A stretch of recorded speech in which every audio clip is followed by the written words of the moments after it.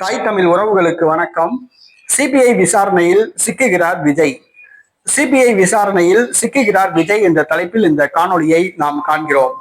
விஜய் கரூரில் செப்டம்பர் 27 நடைபெற்ற 41 பேர் மரணத்துக்கு பிறகு சைலண்ட் மோடுக்கு சென்று விட்டார். அவருடைய நிர்வாகிகளும் சைலண்ட் மோடுக்கு சென்று விட்டனர். தற்பொழுது கடந்த 2 நாட்களாக மீண்டும் நார்மல் மோடுக்கு வந்துள்ளனர்.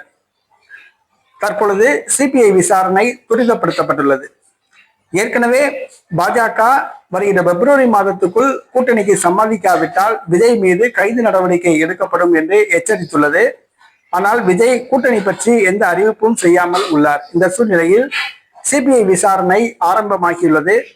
இன்று கரூர் வேலுச்சாமிபுரத்தில் பிரச்சாரம் நடந்த இடத்தில் உள்ள வணிகர்களை சிபிஐ விசாரித்தது. நாளைய தினம் தமிழக வெற்றி கழகத்தின் அலுவலகமான பனையூர் அலுவலகத்துக்கு சென்று சிபிஐ விசாரணை நடிகர் விஜயிடம் விசாரிக்கப்படலாம் என்று கூறப்படுகிறது. நடிகர் விஜய் சிபிஐ விசாரணையில் சிக்குகிறார். தமிழக வெற்றி கழகத்தின் மூத்த தலைவர்களும் விசாரிக்கப்பட உள்ளனர்.